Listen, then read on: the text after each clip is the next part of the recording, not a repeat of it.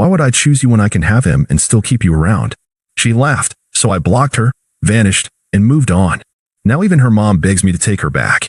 Hey, viewers.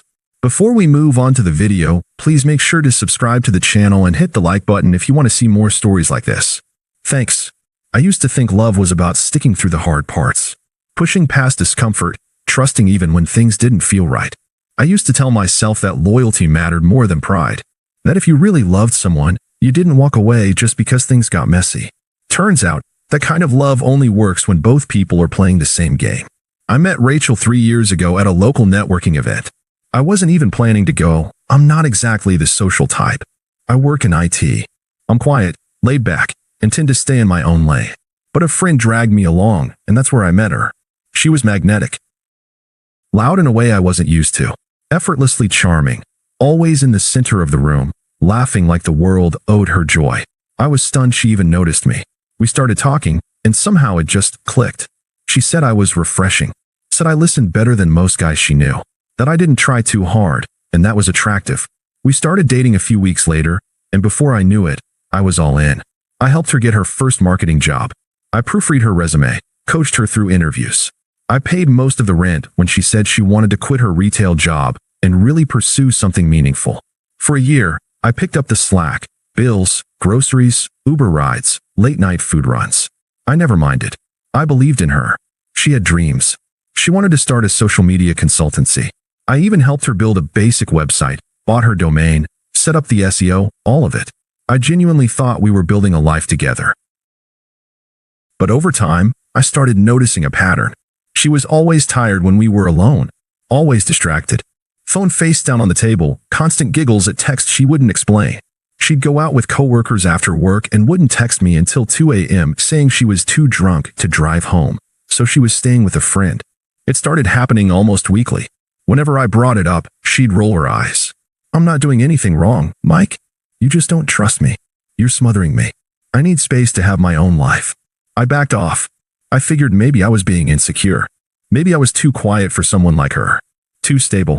Too predictable, like her friends always joked. Her friends never liked me, not really. They'd smile and nod when I was around, but I could always feel the undercurrent. The way they praised other guys, flashier guys, louder ones with TikToks and leased BMWs and crypto talk, and side-eyed me when I said I was saving for a down payment on a house. Rachel never defended me. She'd just laugh along. There was one guy in particular, Ethan, who started popping up in stories more often. She said he was a coworker. Nothing like that, babe. She told me once when I asked why he kept tagging her in his stories. Ethan's just fun. Don't get all weird. Still, the late nights got more frequent. Her attention toward me dropped off a cliff. Our physical intimacy dried up completely. Her tone shifted from playful to irritated. Everything I said seemed to annoy her. And I still stayed. Because I loved her. Or at least, I loved who I thought she was. Looking back, I realize how much of myself I erased just to keep things calm. I let her friends disrespect me. I let her dismiss my concerns. I let the gut feeling in my stomach get buried under months of blind devotion. The moment everything cracked wide open was at a house party she invited me to. She said, Ethan's throwing something casual, just a chill night. Come if you want. That was her way of pretending she didn't care if I showed up. So I went. Because some part of me needed to see what was happening for myself. It was loud, drunk, packed with people I didn't know, mostly 20-something marketing types, gym guys in chain necklaces, girls taking selfies in the bathroom mirror. I was awkwardly sipping a drink in the corner when I heard her voice, laughing, loud, in the kitchen. I couldn't help it. I moved closer. She didn't see me standing near the doorway. I was blocked by the angle of the fridge. She was talking to 2 girls I'd seen around before, one of them her friend Lexi, who really didn't like me. Rachel was leaning on the counter, red Solo cup in hand, hair falling over one eye as she said, and I swear to God I will never forget the words, Mike, please. Why would I choose him when I can have Ethan and still keep Mike around for security? Her friends burst out laughing. One of them said, girl, you're evil. And Rachel just grinned. I mean, he's basically my emotional support dog at this point. Loyal and low maintenance. I didn't move. I didn't say anything. I just stared at the floor for a few seconds, long enough for the nausea to hit me like a wave. Then I walked out. Quietly. No scene. No confrontation. I left her at that party, laughing, smug, surrounded by people who thought loyalty was something to mock.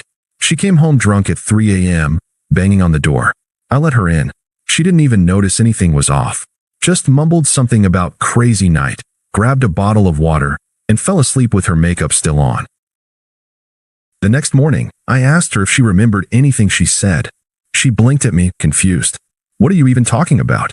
I told her what I heard. Word for word. She didn't deny it. She just shrugged. Okay, maybe I said some stuff. I was drunk. Jesus, Mike. You're seriously gonna act like this is some big deal. That's when I realized the person I loved didn't exist anymore. Or maybe she never did. I didn't yell. I didn't cry. I didn't argue. I just nodded, stood up, and said, "All right. I hear you." I think she expected me to beg, or argue, or at least storm out. But I just went silent. Not for minutes, for days. And when I finally acted, it wasn't loud. It was permanent. After that conversation, I didn't say much for the next 2 days. She kept acting like nothing happened. Went out for brunch with her friends. Posted Instagram stories of mimosas and sunglasses and someone's dog in a purse. When she was home, she was on her phone, texting nonstop, barely acknowledging me. I was a shadow in my own apartment. And the more I sat with it, the clearer it became. She really didn't care. I don't know what I was expecting. Maybe some kind of remorse. An apology. At the very least, some discomfort. But she was calm, comfortable, like she'd finally put me in my place, and now I could just stay there. She came home late again that Wednesday. I was sitting on the couch, scrolling through old emails, looking at my original apartment lease from before we moved in together. She tossed her keys on the counter and said, "I swear, Ethan's boss is such a dick. We were at work till 9, and he still made us stay for a debrief." I didn't say anything. She kicked off her shoes, walked past me, then doubled back when she realized I hadn't responded. "Okay, what's this weird vibe? Are you still mad about the party?" Seriously, I looked up at her. Calm, flat, empty. "I'm not mad. I just finally heard you clearly." She rolled her eyes. "God, you're so sensitive. I already said I was drunk. I was just venting. You act like I cheated or something." I stood up, walked past her, and started quietly folding a few shirts into my backpack. Nothing dramatic. Just the basics. Clothes. Laptop. Chargers. Toothbrush. Her tone shifted fast. "What are you doing?" "Packing." "For what?" "For good." She laughed. Actually laughed. "You're being ridiculous. You're seriously walking away because I vented to my friends while drunk." I zipped the bag. "No. I'm walking away because you meant it. And I finally believe you." She started pacing, arms crossed, that defensive little smirk she used when she was trying to control the conversation. "Mike, grow up. Everyone says dumb stuff. You're not perfect either, okay? You've got no ambition, you're predictable, and you've never understood what I actually need." I slung the backpack over my shoulder. "Then this should be a relief." She scoffed. "Where are you even gonna go? What are you gonna do? You don't have friends. You don't do anything. You're boring." I opened the door, stepped into the hallway. Maybe, but I'd rather be boring alone than disrespected at my own home. And with that, I left. No yelling, no begging, no last look. Just gone. I stayed in a cheap hotel for the first few nights. Then I found a short-term lease about 40 minutes away in a smaller town. It wasn't much, one bedroom, old kitchen, creaky floorboards, but it was mine. Peaceful, silent. I blocked her number, deleted all our shared accounts, changed every password, removed myself from the lease, called the landlord and told him I'd forfeit the deposit. I didn't care. I just wanted clean lines.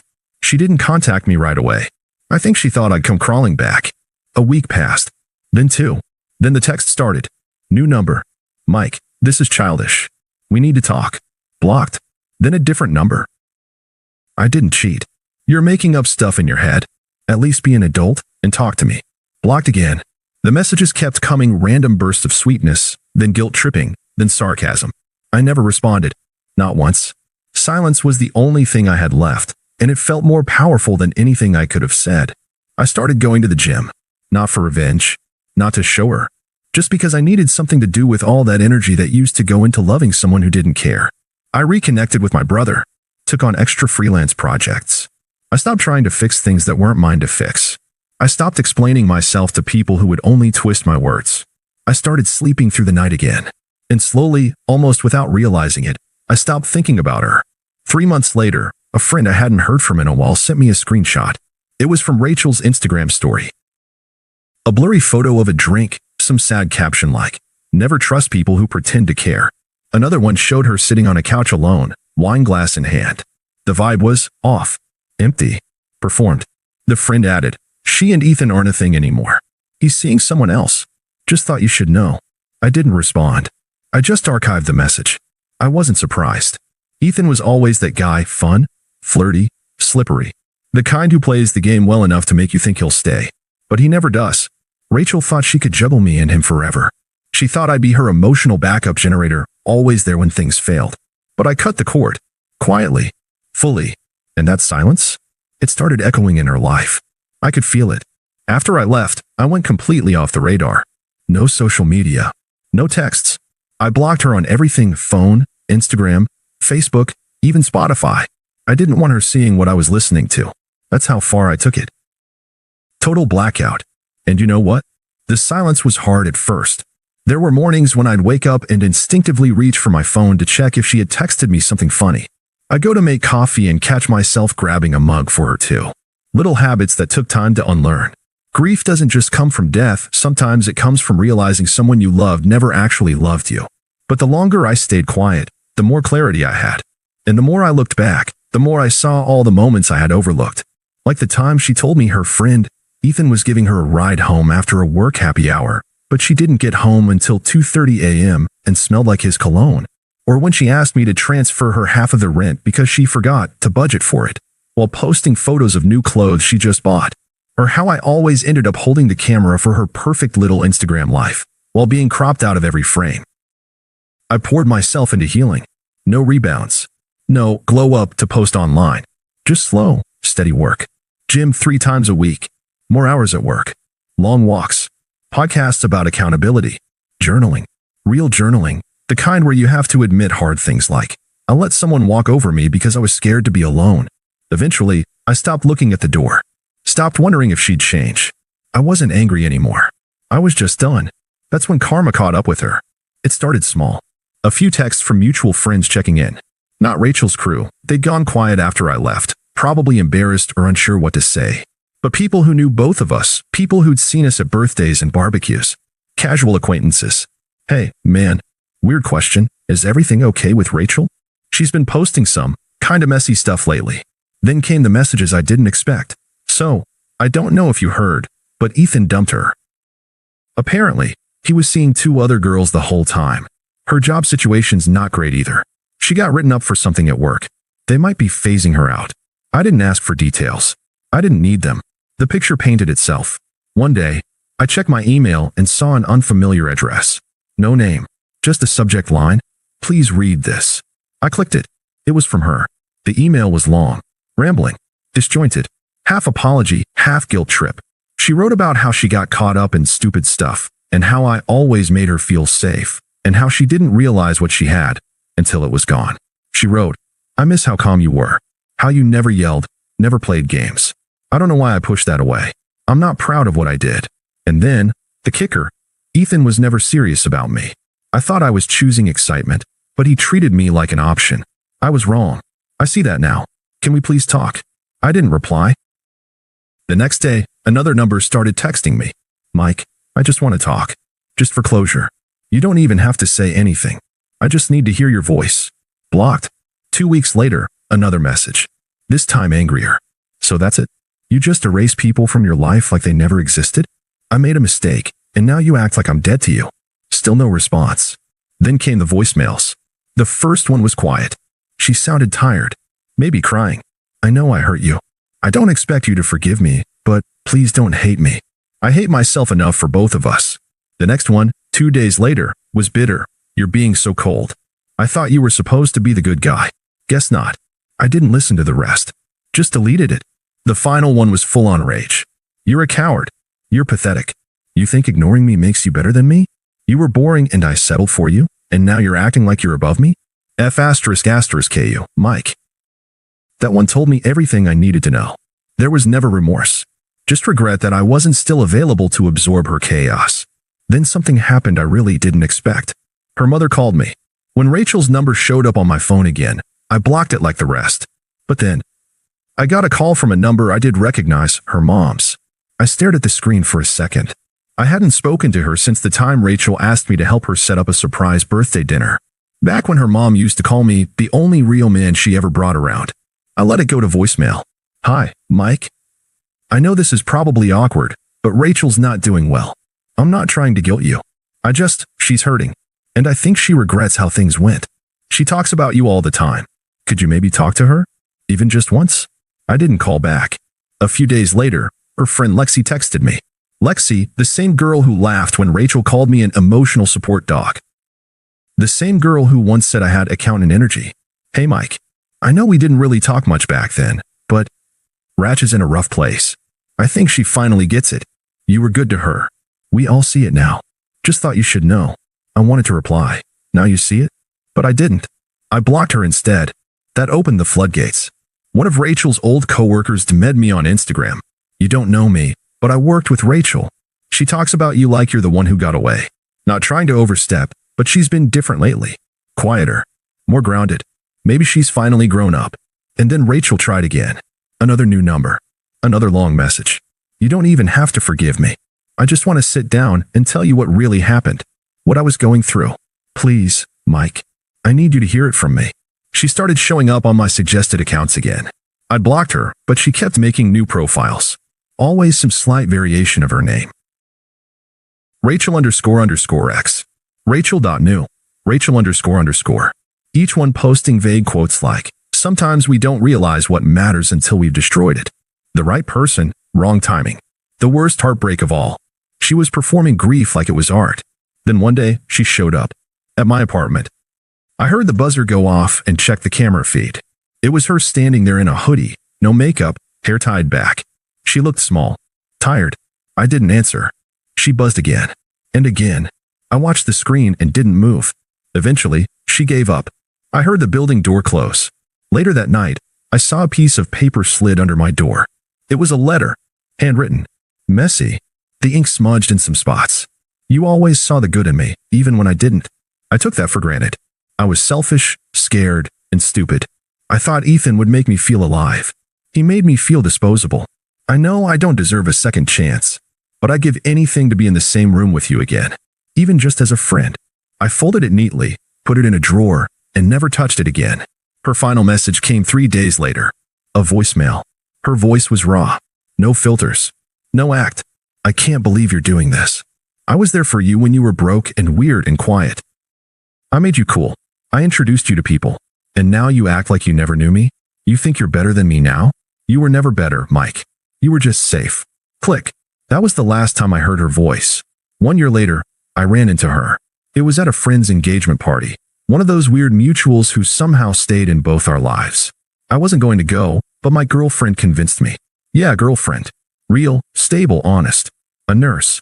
No games. No ego. Just kindness. We walked into the venue, and it was like something out of a movie.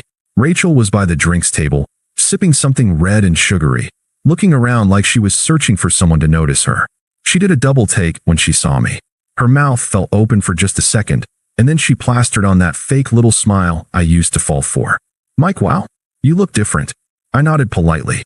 My girlfriend slid her hand into mine. Hey, I said cool, calm. Didn't expect to see you here. She glanced at my girlfriend, then back at me.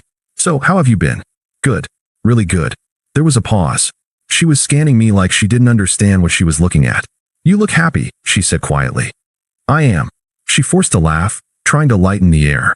Remember when we used to talk about getting married one day? Crazy, right? I smiled. Not at the memory, at how far I'd come from that version of myself. Yeah, I remember. I also remember you saying you didn't need to choose between me and someone else. That you could have him and keep me around. For security. Her smile faltered. Mike, I was drunk. I was stupid. You know I didn't mean, you did. And that's okay. You made your choice. I'm just not the man you thought I was. Not anymore. She looked like she wanted to cry. Or scream. Or both. Can we maybe talk? Just the two of us. Catch up. Start over. I shook my head gently. There's nothing to start. That version of me, the one who waited around for scraps, the one who let your friends mock him, the one who kept giving even when you stopped caring, he doesn't exist anymore. She swallowed. Looked away. You're really not ever going to forgive me, are you? I shrugged. It's not about forgiveness. It's about peace. And I have it now. You don't. I turned and walked away. My girlfriend met me near the dance floor, wrapping her arms around my shoulder. As we laughed and swayed to the music, I glanced back once. Rachel stood alone by the drink table, just like she used to leave me. Only now, no one was coming to pick her up. Thanks for watching. Make sure to subscribe to the channel and hit the like button.